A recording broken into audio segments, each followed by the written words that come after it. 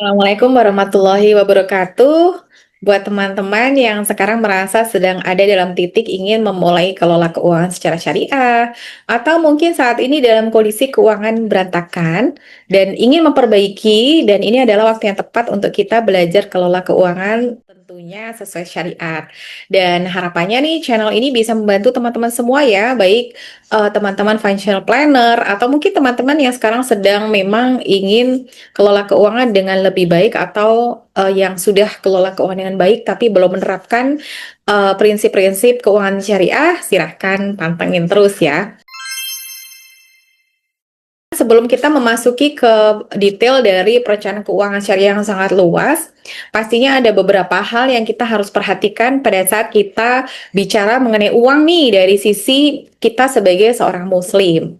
Nah, yang pertama yang kita harus perhatikan adalah yang pertama, kita diciptakan Allah Subhanahu wa taala untuk beribadah. Jadi, tidak ada tujuan lain dari pagi kita bangun sampai sore atau malam kita tidur lagi. Setiap detiknya kita harus gunakan untuk kapasitas kita sebagai hamba Allah untuk beribadah kepadanya. Termasuk salah satunya adalah bagaimana kita kelola keuangan dalam menopang kehidupan beribadah kita.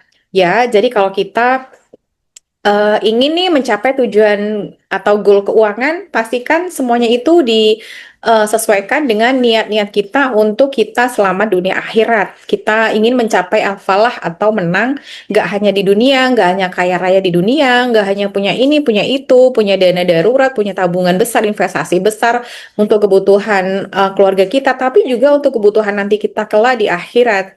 Dan ini yang penting ya, karena kembali lagi kita ada di dunia untuk beribadah dan uang adalah salah satu elemen yang bisa membantu kita beribadah lebih baik. Bayangkan kalau kita bisa baik dalam pengelolaan keuangan sehingga kita bisa bersedekah lebih banyak, kita bisa wakaf sehingga kita bisa mendapatkan pahala jariah dari uang yang kita miliki. Itu kan keren ya. Jadi itu yang harus kita tetapkan dan kita yakini bahwa kita itu tujuannya hanya beribadah. Jadi kalau kita tujuannya seperti itu, insya Allah nggak ada tuh yang namanya kemaruk atau hidup 24 jam hanya untuk cari cuan. Nggak ada. Yang ada adalah gimana kita beribadah lebih baik. Kalau bisa, dalam tujuan kita adalah kita bisa punya passive income sebanyak-banyaknya supaya kita bisa full beribadah lebih banyak waktu kita gunakan untuk beribadah kepada Allah Subhanahu wa Ta'ala. Kemudian yang kedua, bahwa Allah adalah satu-satunya pemberi rizki. Nah, ini penting. Kenapa? Karena sering ya kita lihat nih kalau kita terima gaji, kita terima kasih kepada atasan kita, kepada yang punya usaha. Kita terima kasihnya luar biasa. Terima kasih udah ditransfer, terima kasih ini tuh. Tapi kita suka lupa bahwa bukan perusahaan, bukan yang punya usaha, bukan bos kita yang kasih kita uang, tapi uang itu dari Allah dialirkan melalui jalan-jalan dari kita, sumber rezeki yang kita jalankan setiap hari. Jadi Allah yang punya, Allah alirkan melalui tempat-tempat di mana kita berkarya. Jadi sudahkah kita mensyukuri dan selalu melihat bahwa Allah yang memegang kendali atas rizki kita? Pada saat kita perlu minta nih, kayaknya kita pengen gaji bertambah. Mintanya bukan kepada bos kita, mintanya kepada Allah dalam sujud-sujud kita, dalam doa-doa kita. Karena satu dan lain hal pasti Allah akan gerakkan. Misalnya nih kita pengen naik gaji, tapi kita mintanya kepada atasan, tapi kita lupa minta doa melalui doa kepada Allah Subhanahu wa taala. Nah, kita pastikan kita minta ke Allah dulu, nanti Allah akan gerakkan atasan kita untuk tiba-tiba nih melihat performance kita, tiba-tiba atasan kita diberi hidayah untuk mereview semua timnya dan mereview gaji kita. Allah punya cara. Jadi pastikan kita minta kepada Allah Subhanahu wa taala dan kita yakin dengan Allah sebagai pemilik rizki satu-satunya, kita nggak akan ada tuh bergantung kepada manusia, kita nggak akan bergantung kepada bos. Kan banyak yang kita lihat ya, kita baik kepada atasan, sarapan kita belikan kopi, kita belikan ini itu, kita ambil hatinya. Tapi kita sudah ambil hati Allah belum yang punya rizki? Karena sama saja, dalam hal ini kita harus yakin yang memberi rizki kita itu Allah, dan Allah yang menentukan gaji kita, Allah yang menentukan bonus kita. Nah, kemudian yang ketiga, perencanaan keuangan atau kelola keuangan itu adalah bagian dari ibadah. Jadi, kita pastikan bahwa kita kelola uang itu ya sesuai syariat. Bayangkan ya, kalau kita mau makan, kita udah patuh nih, kita udah taat nih kalau kita mau makan, kita hanya pilih restoran yang halal. Kita sangat teliti, kita hati-hati, kita selalu cari lihat reviewnya di Instagram, di YouTube, di manapun kita selalu lihat reviewnya ini halal atau enggak. Kita sangat detail. Tapi pada saat kita mengelola keuangan, kita lupa kalau keuangan itu juga kita harus pilih yang halal dan baik. Bayangkan nih, kita udah hati-hati pada saat kita bekerja, kita hanya mendapatkan rezeki yang halal. Tapi pada saat penempatan uang, kita masih pilih bank konvensional. Kan nggak selaras ya? Ini yang harus kita perhatikan dari uang datang dengan uang kita alirkan, semuanya harus melalui platform-platform yang memang sesuai syariat. Dan itu saat ini gampang banget. Banyak sekali platform syariah yang sudah Allah sediakan untuk kita. Jadi misalnya nih, kita nabung masih di bank konvensional di saat ada puluhan bank yang menyediakan layanan syariah. Kita cuek-cuek aja, tetap dengan lempeng aja dengan bank konvensional. Emang Allah nggak marah? Ya pasti marah lah. Mungkin nggak kelihatan marahnya sekarang, tapi nanti pada saat kita ditimbang, akan ditanya, kenapa ditaruh di bank konvensional? Jadi pada saat kita menempatkan uang pun, atau entah itu di tabungan, atau di investasi, kita pastikan kita gunakan platform-platform yang memang berbasis syariah. Ini penting ya, karena nggak bisa pilih-pilih nih. Kita masa beragama pilih-pilih yang mana yang gampang, mana yang enggak. Semua gampang kok, Allah buat gampang. Sekarang bank syariah pun sudah keluar dengan platform-platform digital yang sangat mudah, fitur-fiturnya gampang, lengkap, nggak ada lagi alasan untuk nggak pakai bank syariah. Oke, itu yang ketiga. Kemudian yang keempat, uang itu adalah hanya satu jenis rizki yang Allah berikan. Dari berbagai jenis rizki yang Allah berikan, uang itu hanya salah satunya. Jadi pastikan kita tidak yang namanya menghambakan uang, atau kita habiskan waktu kita hanya untuk mikirin uang, cari uang, jemput uang, segala macam, sehingga kita lupa dari sisi lain yang kita harus hargai dan hormati. Contohnya kesehatan, keluarga, bahkan hal-hal yang kita selama ini nggak anggap penting, contohnya udara, kita bernafas, oksigen, kita bernafas, kesehatan, kita suka abaikan hanya karena kita sibuk jemput atau cari uang.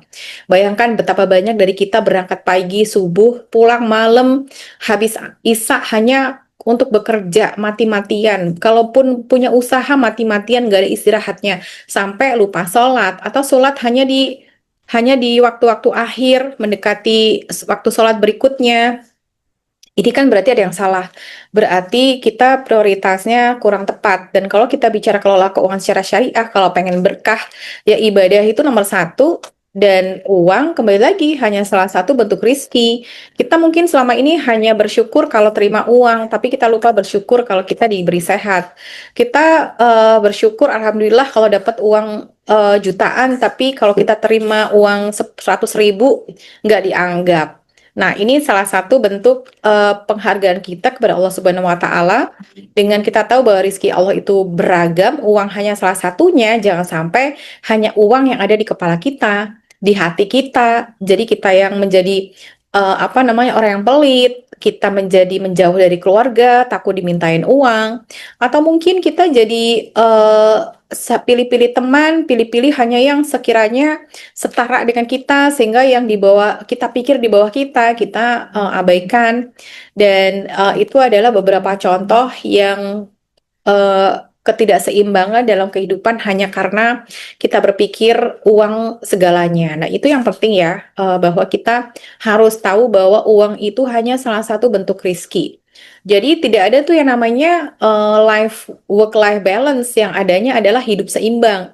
Hidup seimbang itu seimbang antara kita menghormati uang, hidup seimbang dengan kita menghargai kesehatan, hidup seimbang pada saat subuh. Setelah subuh, kita duduk sebentar berdoa, zikir, bukan buru-buru berangkat dan ketinggalan zikir.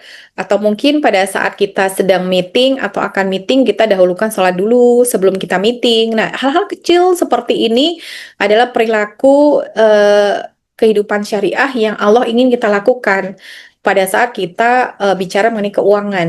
Jadi kalau misalnya yang selama ini teman-teman berbisnis, pastikan pada waktu-waktu penting untuk sholat, ya bisnisnya boleh tuh ditutup sebentar, atau karyawannya diwajibkan sholat tepat waktu. Ini hal-hal yang menurut kita mungkin nggak kepikiran, menurut kita remeh, tapi disitulah keberkahan dan disitulah kenapa pengelolaan keuangan syariah ini penting, karena kita menghadirkan kewajiban kita sebagai muslim dari segala sisi untuk mendukung kehidupan keuangan kita. Dan tentunya kalau kita paham ini, kita nggak ada tuh yang namanya khawatir rezeki nggak datang, kita nggak khawatir customer nggak datang, kita nggak khawatir ada kekurangan nasabah, karena Allah sudah atur. Justru semakin banyak kita beribadah, semakin banyak kita mengutamakan Allah, Allah mudahkan dari berbagai arah yang tidak disangka-sangka, ya. Dan pastinya yang kelima adalah dalam kelola keuangan itu kita wajib terapkan yang namanya sabar. Sabar ini penting banget, apalagi kalau kita bicara perilaku keuangan hubungannya dengan hutang. Saat ini di Indonesia tantangan hutang ini besar sekali teman-teman ya, sudah ada yang namanya hutang digital. Kalau dulu nih kita mau hutang kan malu ya, harus antre di bank, kita nunggu dipanggil, kemudian orang-orang tahu bahwa kita di situ adalah mengajukan pembiayaan atau hutang. Sekarang hutang ini sudah ada digital sehingga kita bisa menggunakannya tanpa orang-orang tahu. Dan bahkan ini bisa tersedia 24 jam, 7 hari, nggak ada liburnya. Kita bisa dilakukan di rumah, di kamar. Kita bisa mengajukan hutang. Nah, ini yang bahaya. Karena satu lagi ya, bahwa hutang itu pastinya hutang itu boleh mubah, tapi lihat-lihat kepentingannya, apakah itu untuk kebutuhan darurat atau bukan.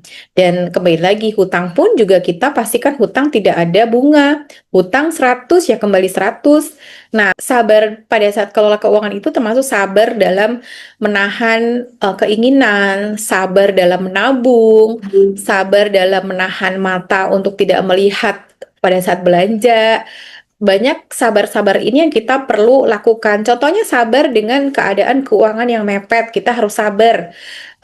Tidak untuk bersegera, kan kadang sabar ini pengaruh sekali ya teman-teman ya. Sebetulnya Allah misalnya nih contohnya Allah sudah siapkan uang untuk kita, tapi karena kita nggak sabar, kita udah buru-buru ambil pinjaman digital pakai bunga, Allah malah jadi marah, akhirnya kita tenggelam dalam hutang dengan bunga atau riba. Allah nggak kasih kita solusinya, Allah tuh tahan tuh solusinya karena kitanya nggak sabar. Padahal kalau kita bersabar sebentar, Allah akan beri uang dari arah tidak disangka-sangka. Dan kesabaran ini pun juga pengaruh pada saat kita menabung ya teman-teman ya. Mungkin banyak di sini teman-teman yang masih struggling untuk menabung atau menahan emosi jiwa untuk belanja, apalagi kalau kita bicara ada tanggal kembar untuk belanja ya. Kita harus bersabar dalam mengelola emosi untuk kebutuhan. Kan banyak nih yang ibarat kata banyak orang yang kalau capek belanja, kalau lagi sedih belanja, tahu-tahu check out ratusan ribu untuk barang-barang yang sebetulnya tidak dibutuhkan. Nah, ini kesabaran ini pun perlu kita bangun karena kalau kita nggak sabar, misalnya ini kita handphone udah mulai agak tua, mulai agak lemot, kita butuh handphone baru.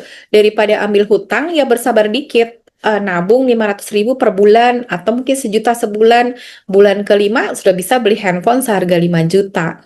Ini tingkat kesabaran seperti ini yang sangat tipis nih saat ini. Jadi alih-alih menabung, kita lebih baik beli dengan utang. Ini kan penggunaan hutang yang keliru. Nah, ini yang harus kita luruskan. Jadi kalau teman-teman sekarang ini punya masalah dengan perilaku hutang atau punya hutang yang cukup banyak, nanti akan kita bedah solusinya di posting atau di video berikutnya.